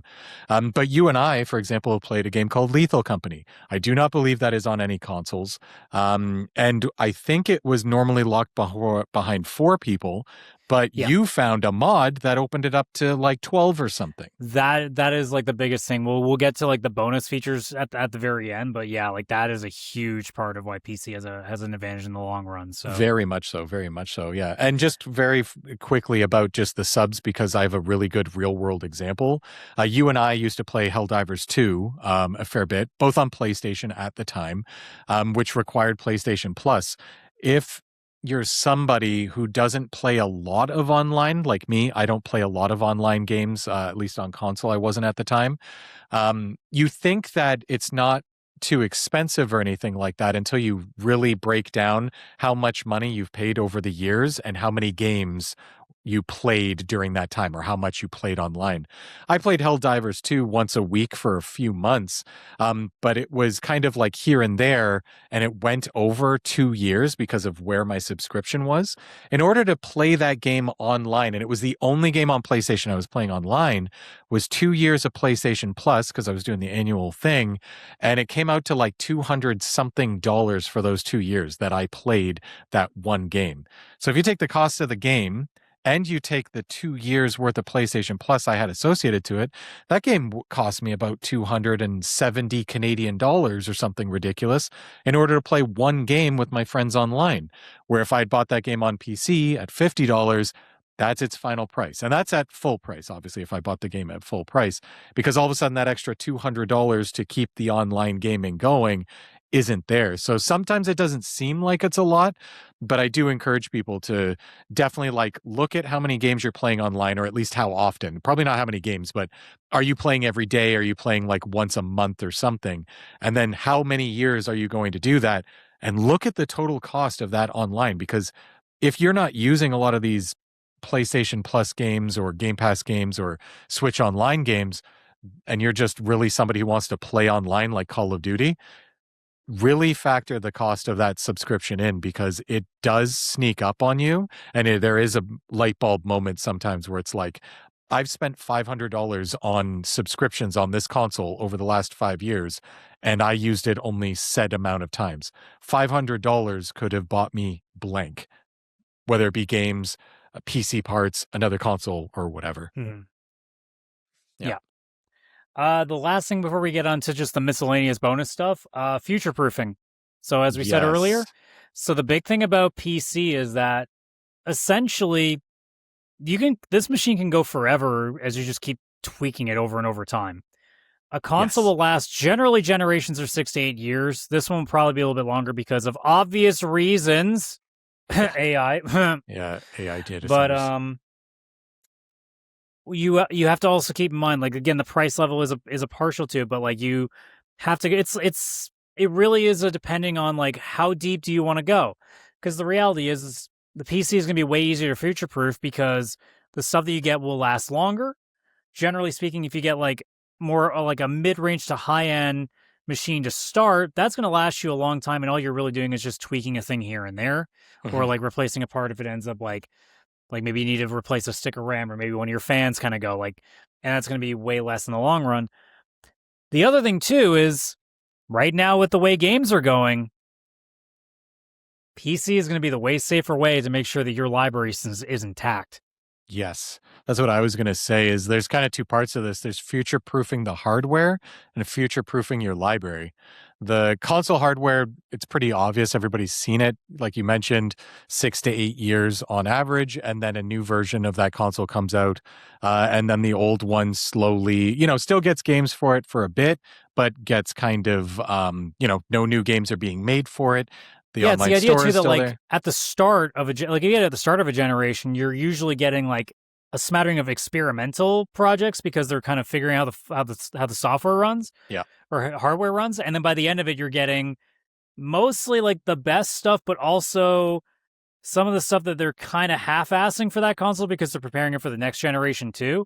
Whereas the PC, like, they're built for that ecosystem. That's it. Yeah. Yeah, and while your PC hardware, it kind of is just always evolving. You're never replacing it, at least not according to like your Steam library and all that kind of stuff to your games. It's more like as if you had bought a PlayStation and you could constantly just buy the new chip, open your PlayStation, put the new chip in, turn it on, and now it's been upgraded and can play better quality graphics and all that kind of stuff, instead of having to be replaced. But the library part does come into it too, because yes, while you're the PC hardware, you may replace pieces, but it's still just an always evolving PC. I actually never even get rid of my old PC parts. I actually just have I'm working on it now, but a second PC for like on the TV upstairs now that SteamOS exists, and I can basically build my own you can consoles. just kind of use it as like the way that we used to buy PS2s or PS3s for Blu-ray or DVD devices. Like now, you can just take like all your old parts from a PC and just build like a smaller machine that just ends up being like, here's your multimedia device that Absolutely. At most you probably are paying for like maybe the odd fan and maybe just like a small case just to put some of these older parts in, and boom, like, especially if you know how to build. Or I'm sure, like, Chris, you tell me, like, could you literally just take a bunch of parts to a store and just have them build it? Probably, right?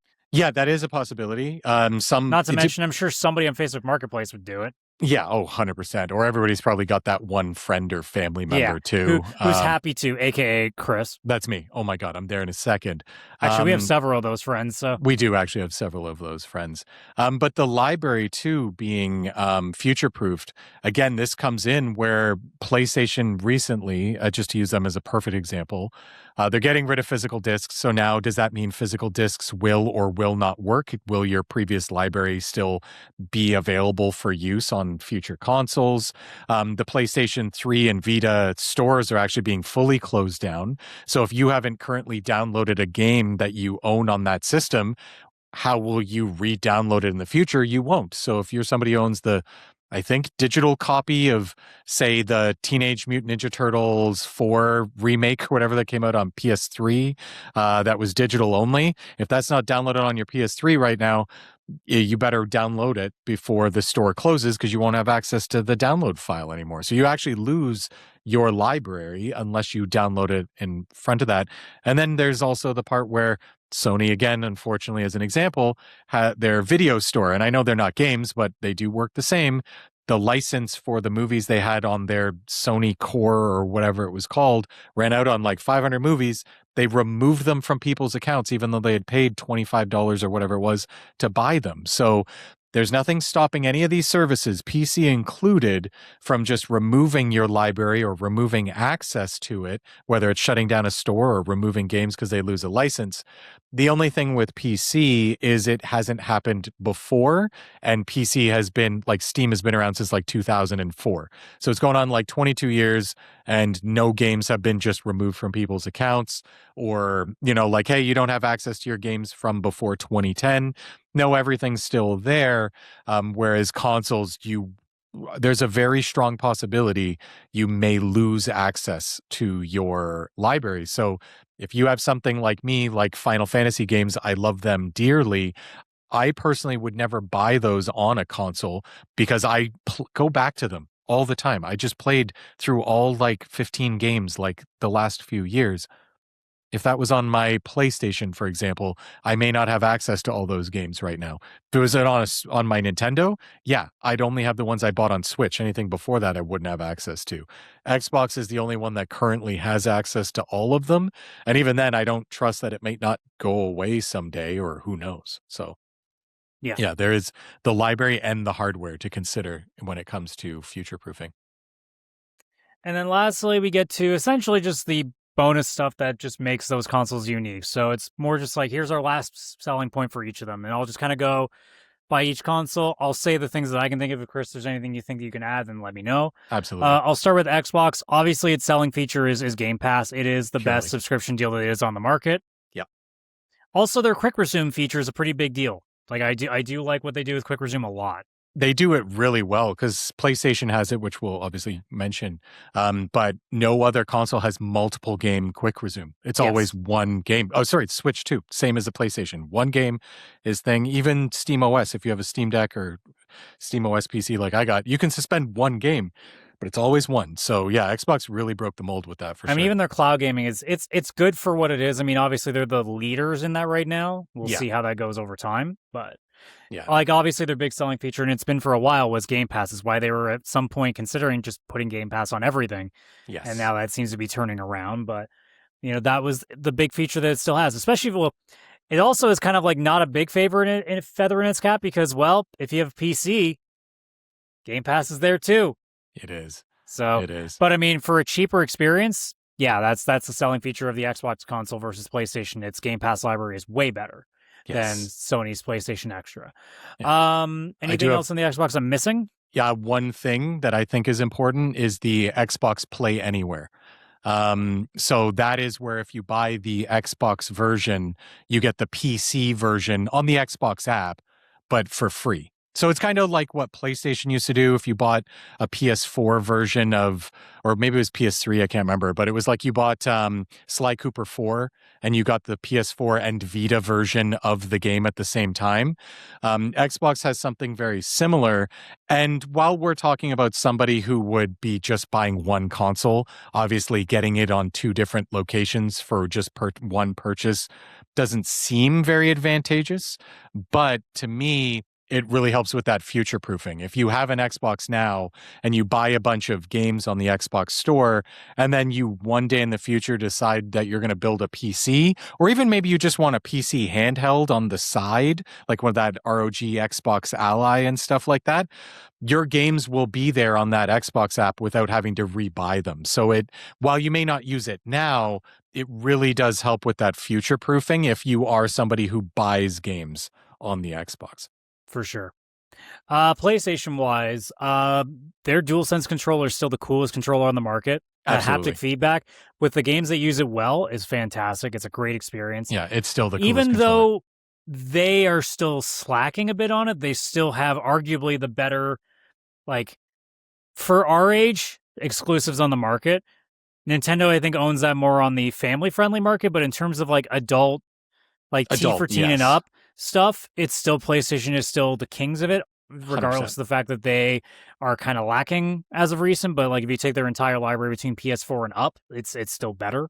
Yes. And the other thing is, if you're looking for VR experiences, they're the cheaper option right now. In fact, I was looking on Amazon the while back, like I think either during Prime Days or not that long ago, you could get a PlayStation VR for like $500 Canadian. So that's like $400 US. Yeah.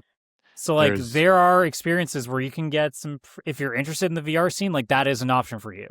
Yes, absolutely. Are there a lot of games there? Not necessarily, but like if you're going for the PC route, like to play and the kind of experience that you're going to be paying more for the VR experience as well with that. So yeah, you would. And there is like, it's the PC ones are actually really expensive for the most part. It's almost better to get the PlayStation VR 2 and get the PC plug-in or whatever. Yeah, now that that's an option, that changes a lot. Yeah, because again, that also helps with the ensuring in the future that you can actually use these peripherals and stuff, like future-proofing, because you may, have a PlayStation, one day you want to go to PC. Well, your controller and your VR is actually functional with other devices and it's not just stuck, unlike the PlayStation itself, which would have no use probably for you at that point. Yeah. Is there anything else on the PlayStation thing? Because those are all the things that kind of come to mind with me. I got two more. One is it's the only console that has like a pro version, an upgraded version. That's fair, yeah. So if you were already in the ecosystem and you really love it, but you're kind of like, PC has that better visuals and more power, PlayStation has always had that upgrade path. Xbox used to have it. They just stopped for some reason. But you could trade in your PlayStation for a PlayStation Pro, and all of a sudden you're getting much better visuals. You're getting that PSSR upscaling technology, which is actually getting really good. It's very close to like FSR 4 level now, which is pretty wild when you think about it. So that's really cool. And I will also say that compared at least just to the Xbox, it does have that PS Portal for streaming and actually still feeling like a PlayStation. It's not a portable. It's not like the Switch that still would win like portable console wise. This does not come close because you either cloud stream outside of your house or you're remote playing with your PlayStation in the same house. But the thing is, Xbox doesn't truly have that. It does have like, you can get a PC handheld, but it's not the same thing because it's not playing all of your Xbox games. You can't load up an Xbox 360 game on a PC handheld. It doesn't work. Where here, this PS Portal is literally just your PlayStation 4 and 5 games, basically. So you can just play any of them. And it's got the controller haptic feedback and all the features that a PlayStation would have. So while it is only streaming, it still is... between at least it and the Xbox, the only console and the more powerful consoles that has that portable option. Yeah. With the Switch 2, obviously, it's the handheld one. It's the one that you can take wherever. You can play it at home on your TV. You can play it anywhere you go. Also, the Joy-Cons being, all the different little innovations they have with that, whether it's, for motion controls or the infrared little thing that it has on there or things like that. It's also the more family-friendly option because a lot of the stuff is geared for local multiplayer, so a lot more party games and stuff like that. So it really holds all that stuff down. So it's for people that are on the go. It's for, especially if you have kids, like the Nintendo Switch is like almost like a must. It's basically like the one designed for families. Very much. So, because like you're on a long road trip, you want to shut your kid up for a couple hours. There you go. Problem solved. You got a bunch of little ones over and you're trying to figure out like what they can do. Mario Kart, done. Problem solved. easy. And the controllers are small, fits the tiny little hands. It's good. Works out nicely. Yeah. Also, yeah. in terms of like games on the market for fitness reasons, Nintendo kind of fits that vibe too. Yeah, ever since Wii Fit, they've just been like, hey, people liked this. And it's true. You and I have the exercise game from the Switch and actually like loved it. So yeah, it's very cool. They do a lot of interesting stuff on the Switch. All right, what am I missing?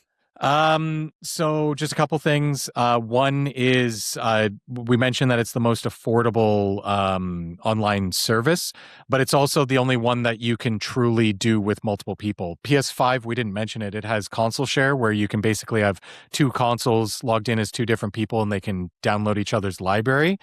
The Switch plan is actually different where you have 8 people on one account. So one online subscription. PlayStation, you each had to have your own and all that kind of stuff.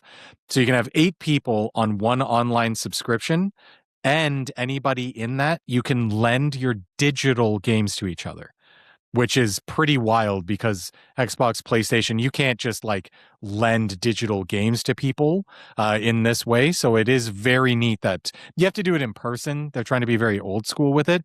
But still, my sister has a Switch 2 and I have a Switch 2. I buy a lot of games. She doesn't buy a lot of games, but she wants to play a lot. So anytime she's over, which you actually saw during the World Cup on the weekend, she brought her Switch 2 so she could borrow a game off of my Switch. And I lent her Donkey Kong Bonanza. I'm done it. It goes to her console for 2 weeks. She can play it without having to buy it. And it's all just because we share that family plan. So it is a very cool thing. I can see this being a very big thing that I've seen some of my friends do that have kids. Their kids each have like a Switch Lite, like they have the cheap, Switch. And instead of buying 3 versions for all 3 kids of the same game, they buy one and they just buy it on the parent's console and then lend it to one kid for 2 weeks. When they're done with it, they lend it to the next kid for 2 weeks. When they're done with it, they lend it to the next kid for 2 weeks. You're only buying the game once, yet it's on 4 different Switches, 4 different accounts, 4 different experiences, which is very, very cool in my opinion. Yeah. Yeah. But yeah, overall, like, and I'm gonna also end like their cat, like, is the last time we'll talk about the Switch. Like, we'll just kind of give her a final thought on that because that was the last big thing. So again, Switch, if you're casual, if you're looking for cheap, and if you're looking for family stuff, that's your go-to. And again, it's the portable one. Like, granted, there are stuff like the Steam Deck and stuff, but they're also still relatively expensive for what they are. They are and now, still. Yeah. And yeah, like there's a lot more to that in the long run. But like if you're just looking for the cheap and casual option, like it's Nintendo. Like that's the easy one right there. Very much. I realized as we went through the other ones, Xbox essentially is your value plus variety. Like you're getting as much, like it's probably your best mid-range point because it's got Game Pass, so you got a lot of options there. It does good performance. It's still like it's affordable for what it is, although we'll see what happens if they ever release like a pro version of their console. Yeah, true. But like the one thing you can put against it right now is that for exclusive games, it's just not quite the same. And that's where PlayStation comes in, where it's similar things, but they have I want to say so far, but it's also hard to compete when neither of them are really releasing much right now. But like PlayStation exclusives are the better games, but they don't have the better subscription service. So it's kind of like the give and take. It really depends on what you're there for. Yeah. If you're somebody who doesn't care about owning your games, you're the Netflix kind of person where you don't care about owning any movies or anything. You just want to watch random things, play random things. That's the Xbox experience because you're buying it for Game Pass. Usually you get a bit of free Game Pass when you buy one anyways. Yeah, I mean, question, how many actual copies of Xbox Series X games have you got? Have I purchased? Mm-hmm. I have none of Series X. I do have 2 older games that I had bought because they got like 60 FPS updates and they weren't. Yeah, I've only got one, which is Forza Horizon 5 because that came with my console. Yeah. Yeah. I never bought any except for like Sonic Generations. That's what I bought. I'm sure there are those that do, but generally speaking, if you're getting an Xbox, almost all of your gaming is going through Game Pass. Yeah, it's through Game Pass because it's not the I want to own things on this console. It's just I want random variety stuff I would not be looking for. Now it's going to change because they're going to start putting some games not on the service for at least a year, like they're saying they're going to do with Call of Duty. Yeah. But like realistically speaking, anything that Xbox releases will be on there at some point. Yeah, and third party too, which can be day and date with release, which is cool. Like Stranger Than Heaven, and the new Plague Tale game. Like they're day one games, and they're not made by Microsoft or Xbox. They're just day one we'll on Game Pass. We'll see how long that sticks too, but who knows? Yeah, true. But lastly, we get on to PC, and we'll talk about their special features that we either have half mentioned or whatever. But modding is the biggest one. Immediately, modding is the biggest one. Yes. Whether it becomes additions to games, like we said with Lethal Company, making a mod that actually has more people join the party than that, so it makes more options there. Whether it's fixes after companies have either stopped updating the games, or there are fans that do their shit faster than other people do, and fix problems that probably won't get patched for like 10 more patches because it's not higher on their priority. But then things like costumes and things like different like visual mods of like making things look like certain sort of like atmospheres and stuff, and adding Thomas the Tank Engine to stuff. I was just about to say, God, just about to say it. And I mean, look, for all you 18 plus guys, if you're looking for all the adult stuff, oh boy, has Nexus mods and those people on that site got you covered. Yeah, they do. It is ridiculous. Actually, but that alone is huge for gaming. Yeah, absolutely. On top of that, it does so much more than just what a console does. Like, it is a computer, right? So, anything else, like doing Word documents, your taxes, like surfing on the internet, listening to music, watching video, like there's so many things that thing does that either consoles can do but require extra steps. There's so much more applicability to that. Emulation is a thing that can come on PC. Now, granted, is all of it legal? I don't know. That's a whole other conversation. But again, like also the applicability of monitors when it comes to PCs. You can have more than one screen. So that is a thing. Mouse and keyboard controls are also an option compared to just PC or compared to just controllers for consoles. And then, like I said, VR. There's so many things that PC has. Obviously, the price is higher, but it means there's so many more options of what you can do beyond just gaming. Obviously, there's a lot you can do within the gamosphere, but beyond that, there's so many more things too that you can go with it as well. Because obviously, you're talking about video editing too. Like, there's so many little things that you have access to, right? Yeah, like I'm on my gaming PC right now. So like, and so are you. So there you go. Yeah. Is there anything that I'm missing? Oh, there's a lot. I could talk an hour, but just very quickly, the main thing for me is variety in play and future-proofing. Even just something we haven't really touched upon yet is the actual future-proofing, not just that your games will be in your library, but the future-proofing that the games will run well. If I've run into this a million times, I go and I load up a game on my PS5 that's a PS4 game. Mafia 1 and 2, actually, speaking of, because I'm playing the new game. On PS4, it was locked to 720p, 30 frames per second. I loaded up on my PS5. The developers have not updated the PS4 versions, and there isn't a PS5 version. It's just the PS4 version. It was 720p, 30 frames per second. Now, the 720p, I think the PlayStation or my TV was still upscaling it a bit and stuff, which was fine.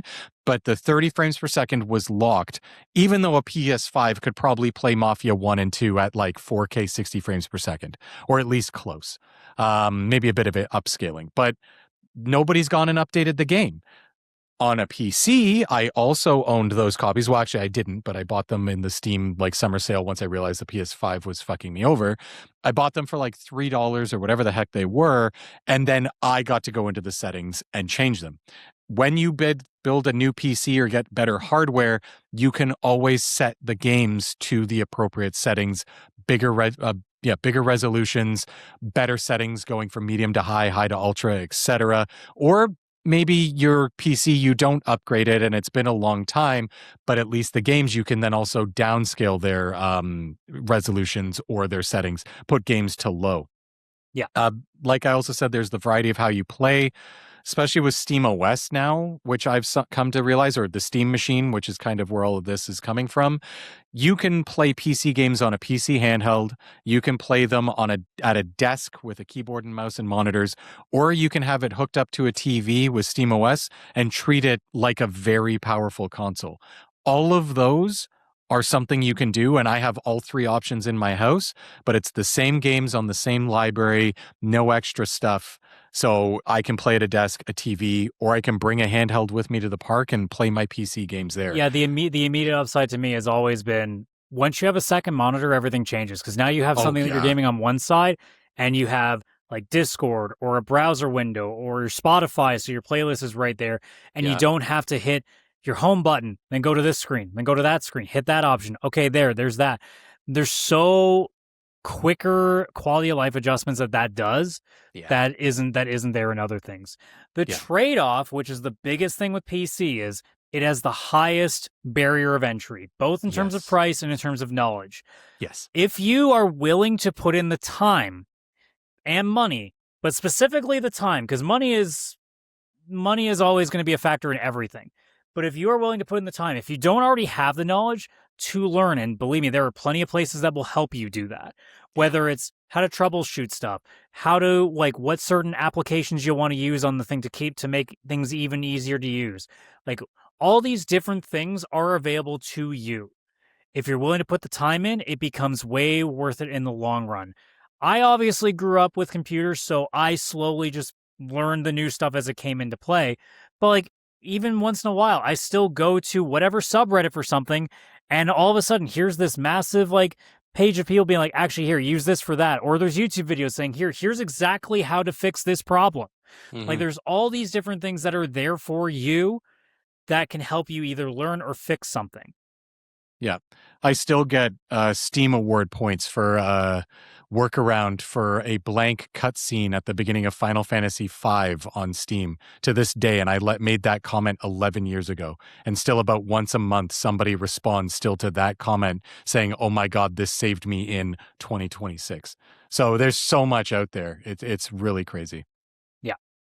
But that's it. PC, like, obviously it's our choice now, but we also have the machines that kind of justify us making that decision.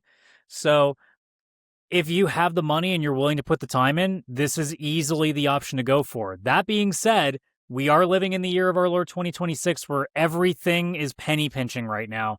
So to be completely honest, if I had to make the choice, even though they kind of don't deserve it right now, Xbox would be where I go. Yeah, if you want to go... And the reason for that is PlayStation right now has not earned it with their outside servers. Like, their games might be better in the long term. Maybe they get things back. But as of right now, you're going off of just the sheer scope of what they offer. Game Pass covers that. Yes. The only thing that keeps me from Nintendo is the fact that it's a little less power, which means a lot of the third-party games that you can play well on an Xbox or a PC are not going to run as well. And those games, the Nintendo one specifically, will never drop in price more than like $20. No, that is a hard, like, we've talked about this on the show. I have a work point system that I could get a Switch to today, and I'm still hesitant to do so because of the thought in my brain that, yeah, but if I want to get anything, it's $80 minimum. Yes. That's a hard sell. Yeah. Because I don't buy games that at that price. Tokon eventually might be like one of the few things I pay full price for. Yeah, absolutely. Yeah, the Xbox, I would even go as far as to say, because Xbox has had like different things going on and some people are moving off Xbox or going into Xbox, check the used market too, because you might be able to find an Xbox Series X for a few $100s less. And then because all the people who jumped ship when the Game Pass went up in price. And not only that, I do this. I earn enough Microsoft rewards points almost every month to pay for my Game Pass Ultimate. I don't have to necessarily pay myself. I basically pay Microsoft with my time doing all the different things that I need to do, play this many Xbox games and blah, blah, blah. You can actually get a big discount on Game Pass where you get Xbox gift cards each month and you can redeem, even if it covers only half the cost, that's still half a subscription cost that's free basically. And really the only way you earn the points is by using Game Pass. So if it's your only console, you'll probably use it often enough that you might be able to have a big chunk of that monthly subscription covered for you. Yeah. So definitely the best financial approach, I would say, console-wise for sure. Yeah. But that does it. So that's all the options that are out there. We'll obviously see how things go if a new generation ever starts getting done, but I'm hoping that that's something we don't have to deal with for at least another couple of years. Yeah, absolutely. Yeah. I think the only thing I would say, mine, if I was to tell everybody kind of what to go for, I think there's two types of people out there. I think you got the more casual gamers, or maybe even like the parents and that kind of stuff. For them, a Switch 2 will always make the most Yeah. sense, whatever Nintendo console's out there. You're looking for something to play with people in the same room. You want something that grandma and grandpa and the kids and you can play together. Always going to be a Nintendo console. It's never going to be any of the others. Go with the Nintendo. It's got the accessibility options that a 2-year-old can play Mario Kart, and it'll auto drive and auto steer for them, but they feel like they're a part of it. So they're always kind of that ones. Another approach besides the Xbox One, because I do agree with you, is that being the perfect financial one. If you have a little bit more money and you have the time and you have the willingness to tinker, my general suggestion now is go to the used market, go on PC Part Picker, and obviously build a PC of certain parts to make sure they're all compatible with each other. But go on the used market, buy some older parts, and build your own PC. And the reason I say this is because right now, for the cost of buying a PS5 or Xbox, like not used, but new, you could buy used parts of a PC that would actually be a little bit better than those consoles. And again, you've got that future proof right in. So you're getting into the gaming market at the same cost of buying a new Xbox or a new PS5. Only now you have a PC, you can start building that library. And then you can upgrade or pivot in the future as needed. It will take time. It would be tinkering, but you have access to a bunch of different tools to do it, to be completely honest. It'll save you money and it'll get you in there.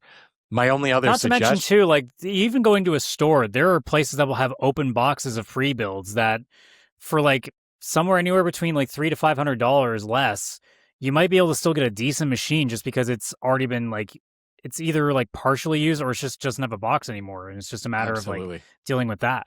Like I'm even looking right now, like there's some like I'm just looking on like Canada Computers is like one of our major brands here in Canada. Yeah. But like you got something that has a Ryzen 7 5700 with a Radeon RX 9060 XT with 10 and 16 gigabytes of RAM, and it's like $1,500 open box, which is decent. Or you have something even less than that, which is a 5700 with a 3050 and 16 gigabytes of RAM, and it's 1,000 open box. Yeah. So like you have options that just for a little bit more is still really good. Yes, absolutely. And that's with a terabyte of SSD storage too. So like you got a pretty good amount of room there. Yes. And I would just also throw out that if there is anybody who's hearing this about building a PC and it's like, I want the ease of use of a console, or I want to game at my TV, I don't want to sit out of a desk, I don't want to do keyboard and mouse, I don't want to do all that. Like, I'm more of a console person. Look into SteamOS, unless you have an AMD card. And then I would suggest just for now to look into Bazite, which is just like a fan-made version of SteamOS, like an edited version. It's absolutely free. Steam has released it free to everybody because the Steam machine is a ridiculous price. Do not buy that. But they did release the operating system for free. I've been using it every single day now as my daily driver. I haven't touched my PlayStation or Xbox in months at this point because obviously it's more powerful, sure. But it's just the operating system is actually that user friendly, customizable, but also fully run with just a controller. I press a button on my controller, my PC wakes up, the TV turns on, and I'm in the operating system that looks like a console, just like I would with a PlayStation, Switch, or Xbox. It didn't used to be like that. Back when I bought a PS5 and Xbox 2020, it was not the case. You had Steam Big Picture mode, but you still had to turn on the computer as normal, load into Windows, and then it would load into like Steam Big Picture mode with Windows still running and doing all its stuff. SteamOS, it's even simplified all the updates where you go into system updates and it updates the graphics driver, the CPU driver. It's doing all that stuff behind the scenes, but it's in the same way that the Switch or PlayStation updates, where it's like, oh, your system has an update. It'll just show Bazite or SteamOS version 43.2. You do that install, it updates everything, and that's it. It's a one and done, unlike the traditional PC way, which is like, oh, your graphics driver, your CPU driver, all these different drivers. It's being combined into one now, and it truly does make it the console experience where, again, I have my PC hooked up to my TV. I don't even have a keyboard and mouse over there. I haven't had to touch it.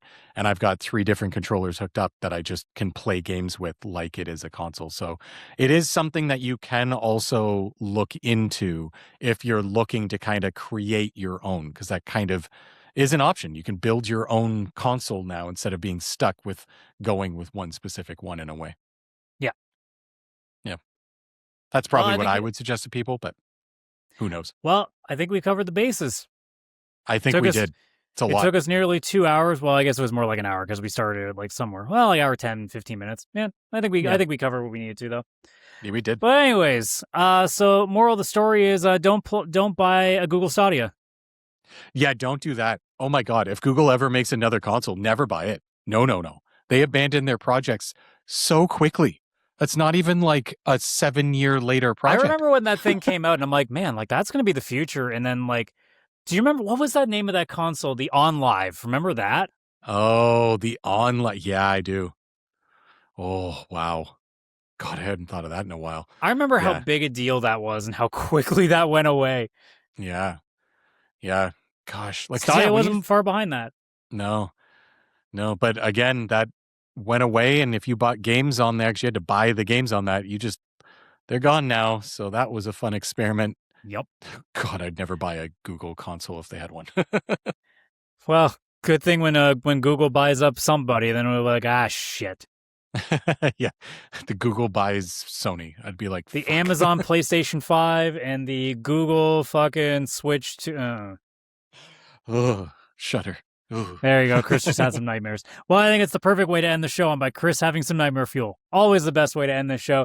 So that's going to do it for this one, guys. Thank you so much for checking us out. So, you guys, if you've been here before, you know the drill. If you're watching on YouTube, like the video, subscribe to the channel. The algorithm always appreciates that. And I guess we appreciate it too, but it's mostly the algorithm. Let's be real. YouTube's algorithm is just, it's a junkie for you to tell it that you like stuff. Okay? It is. So do the thing. Obviously, if you're listening on any audio streaming platform, if you can give us a rating, please do so there. Otherwise, share it with all your friends. Don't forget our link tree as well, linktr.ee/PixelPlay podcast. Link to our Discord, link to our socials. Come and hang out with us. We're always happy to chat with new folks. And as we get closer and closer, let me actually bring up our page because I don't know how close we were to 500 subs last we checked because it's been a hot minute. Let's see if we gone up. We are at 485, so we are 15 away. 15 away.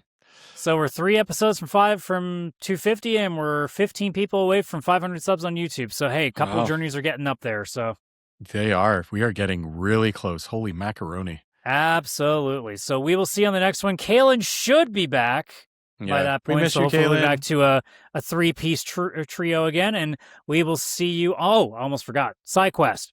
Almost forgot.